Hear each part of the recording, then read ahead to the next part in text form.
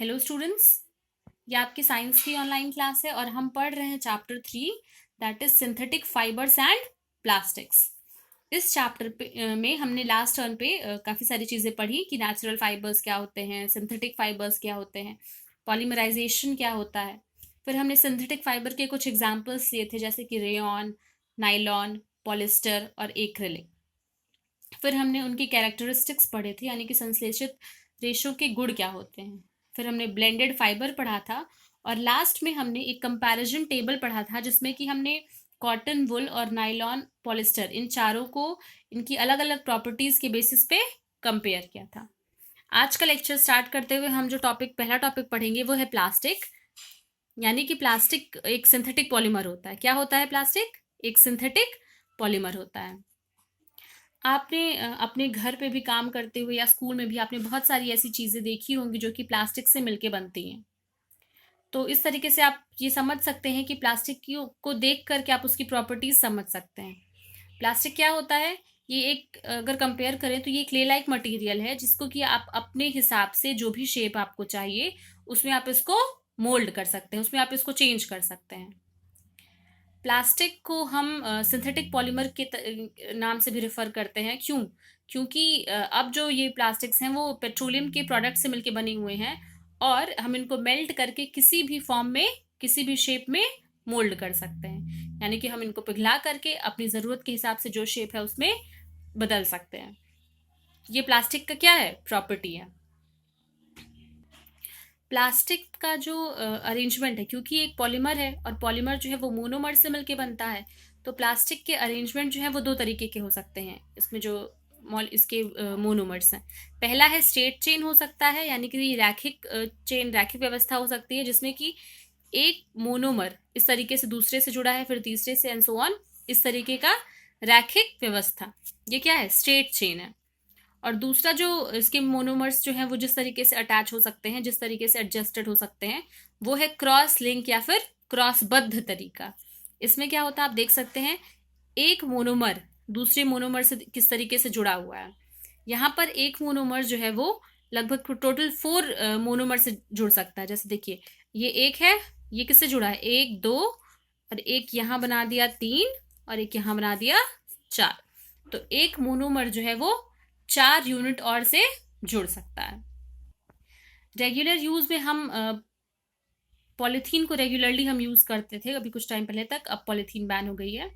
तो पॉलीथीन जो है वो प्लास्टिक का एक ऐसा एग्जाम्पल है जो कि पॉली प्लस इथीन, यानी कि इथीन जो है उसके इथीन के पॉलीमर्स हैं, मतलब इथीन की चेन है, ये कंबाइन करके उससे बनता है। और अभी इस टाइम पे तो ये बैन हो गया है। आप अपने हिसाब से बहुत सारे एग्जाम्पल्स अपने आसपास देख सकते हैं, आप उनकी लिस्ट बना सकते हैं।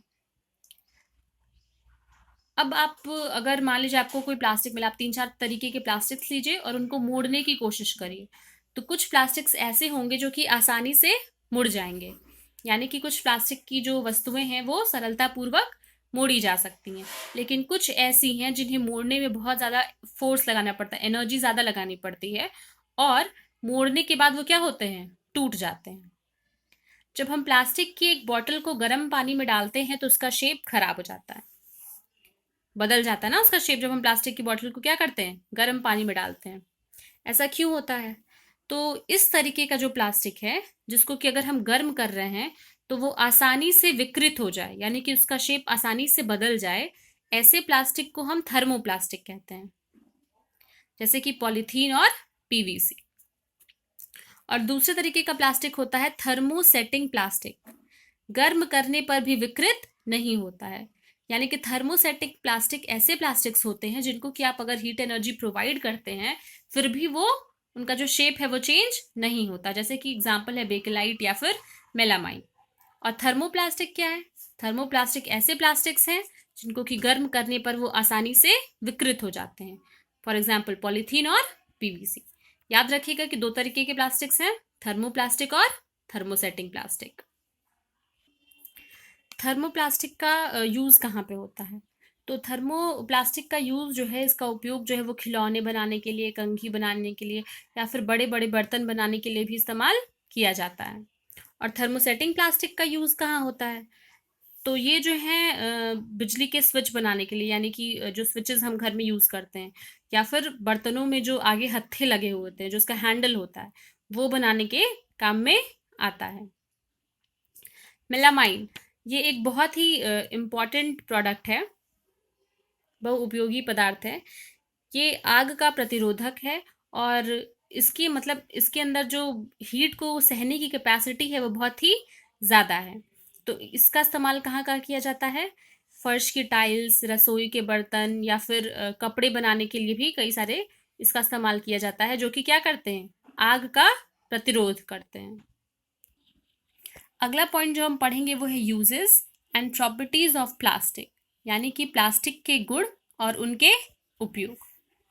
आज यदि हम कोई खाद्य सामग्री, जैसे कि कुछ भी पानी है, या फिर दूध है, अचार है, सूखे मेवे हैं, ये सारी चीज़ें हम अगर घर में रखना चाहते हैं, तो उनके लिए हमें प्लास्टिक के जो बर्तन हैं, यानी कि प्लास्टिक के जो बॉटल्स हैं या जो भी बर्तन है, वही ज़्यादा हमें कंफर्टेबल लगते हैं। उन्हीं में हम ज़्यादा चाहते हैं कि इन सारी चीज़ों को हम स्टोर करके रखें।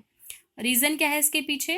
रीज़न ये है कि जो प्लास्टिक के बने हुए बर्तन हैं या जो भी बॉटल्स हैं, वो बहुत ही हल्के होते हैं, अफोर्डेबल होते हैं, इनकी प्राइस काफ़ी कम होती है, और अच्छा खासा मतलब इनमें जो अमाउंट है वो ज़्यादा से ज़्यादा हम स्टोर कर सकते हैं, और इसको यूज़ करने में बहुत ही आसानी है।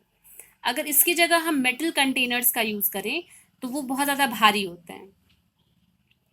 तो मेटल के कंपैरिजन में ये बहुत ही लाइट वेटेड होता है, बहुत ही हल्का होता है, और इसलिए प्लास्टिक का जो यूज़ है वो कार में या फिर एरोप्लेन्स में, अंतरिक्ष यानों में भी होता है।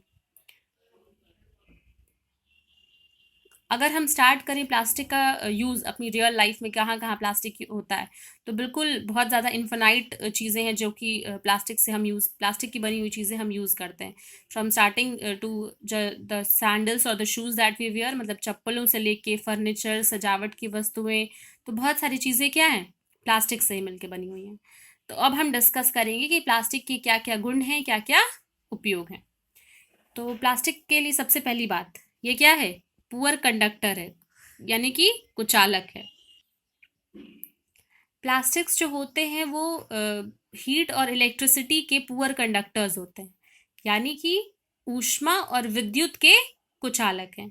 इसीलिए जो बिजली के तार होते हैं वो प्लास्टिक से ढके रहते हैं, और खाना बनाने वाले जो बर्तन हैं उनका जो हैंडल होता है वो भी प्लास्टिक से ही बना हुआ होता है। अभी हमने डिस्कस किया कि बेकलाइट का यूज़ कहाँ होता है। तो बेकलाइट और मेलामाइन का यूज़ जो है वो, क्योंकि ये क्या है, बहुत ही अच्छे प्लास्टिक्स हैं, बहुत ही हीट रेजिस्टेंट टाइप के प्लास्टिक्स हैं, यानी कि तो इनका इस्तेमाल कहाँ होता है? इलेक्ट्रिकल स्विचेस बनाने में, या फिर जो खाना बनाने वाले बर्तन हैं उनकी हैंडल्स बनाने में, या फिर टूल्स बनाने में। मेलामाइन जो है वो हीट रेजिस्टेंट है, तो उसको किचन के सामान बनाने में, या फिर जो फायर फाइटर्स होते हैं, यानी कि जो लोग फायर एक्सटिंग्विशन में काम करते हैं, उनके जो ड्रेस होता है, उनका जो कपड़ा होता है, वो भी मेलामाइन उसमें भी यूज़ होता है। अगली चीज़ जो आती है, अगली प्रॉपर्टी, वो है नॉन रिएक्टिव। प्लास्टिक्स क्या होते हैं? नॉन रिएक्टिव होते हैं, यानी कि ये अनभिक्रियाशील होते हैं।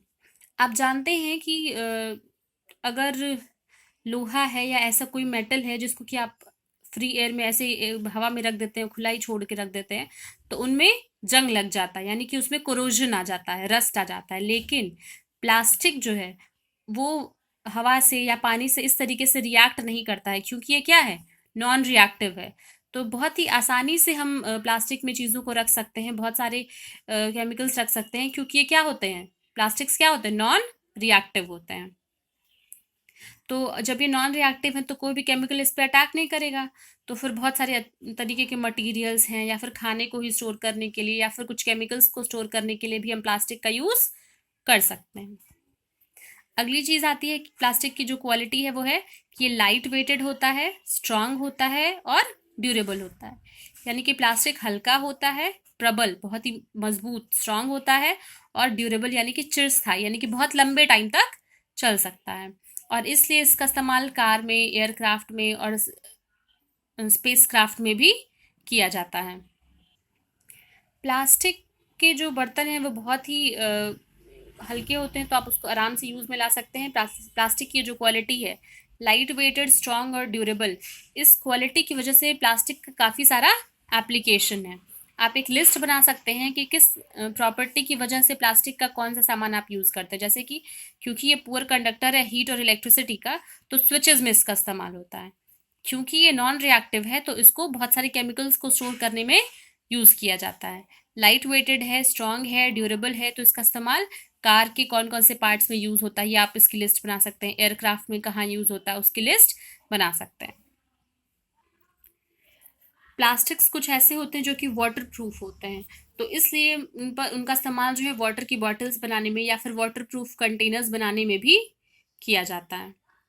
क्योंकि प्लास्टिक को बहुत ही आसानी से एक प्रॉपर शेप दिया जा सकता है, उनको मोल्ड किया जा सकता है, उनको डाई किया जा सकता है अलग अलग कलर्स में, इसलिए वो डेकोरेटिव आर्टिकल्स यानी कि सजाने की जो चीज़ें होती हैं उनमें भी इस्तेमाल होते हैं और खिलौने बनाने में भी इस्तेमाल होते हैं।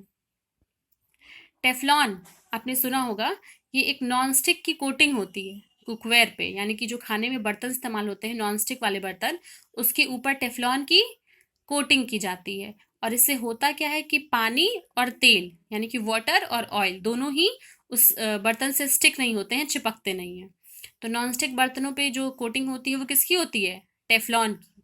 और टेफलॉन क्या है? एक तरीके का थर्मो प्लास्टिक है। और भी काफ़ी सारे यूजेस हैं प्लास्टिक के। इसका यूज़ स्वास्थ्य की देखभाल के उद्योग में यानी कि मेडिसिनल इंडस्ट्री में भी काफ़ी ज़्यादा होता है। फॉर एग्जांपल दवा की गोलियों को पैक करने के लिए भी प्लास्टिक का यूज़ होता है, या फिर अगर चोट लगी है किसी को तो उस घाव को, जो चोट लगी उसको सिलने के लिए जो धागे होते हैं, सिरिंज में यूज़ होता है। डॉक्टर्स के जो ग्लव्स होते हैं वो भी इसी से बने होते हैं। माइक्रोवेव अवन में खाना बनाने के लिए प्लास्टिक के स्पेशल अलग टाइप के जो बर्तन है उनका यूज़ किया जाता है। तो माइक्रोवेव जो है वो खाने को तो पका देता है, लेकिन जो प्लास्टिक है जिस बर्तन में उसको रखा गया उस पर कोई भी असर नहीं डालता है। अगला पॉइंट जो हम पढ़ रहे हैं वो है प्लास्टिक एंड इन्वायरमेंट। जब हम बाजार जाते हैं तो प्लास्टिक या पॉलीथीन की जो थैली है उसका यूज़ करते हैं, तो इसकी वजह से हमारे घर में प्लास्टिक काफ़ी ज़्यादा इकट्ठा हो जाता है और फिर ये कूड़ेदान में यानी कि डस्टबिन में चला जाता है। लेकिन ये प्रॉपर तरीके से इसका डिस्पोजिशन नहीं हो पाता है। प्लास्टिक की इतनी सारी क्वालिटीज़ हैं कि इससे बहुत सारे तरीके के मटेरियल्स बनाए जाते हैं जिसका कि बहुत सारा यूज़ भी होता है। हालांकि ये क्या होता है? नॉन बायोडिग्रेडेबल होता है, यानी कि जैव अनिम्नकरणीय होता है। नॉन बायोडिग्रेडेबल, जैव अनिम्नीयकरण, ये ऐसा प्रोडक्ट है। बायोडिग्रेडेबल या नॉन बायोडिग्रेडेबल चीज़ क्या होती है? जो भी ऐसे सब्सटेंस है जो कि नेचुरल प्रोसेस से यानी कि माइक्रो ऑर्गेनिजम्स उस पर एक्ट करते हैं और उसको डिकम्पोज कर लेते हैं, तो जो जीवाणु के द्वारा अपघटित हो जाता है उसको हम बायोडिग्रेडेबल या जैव निम्नीकरणीय कहते हैं।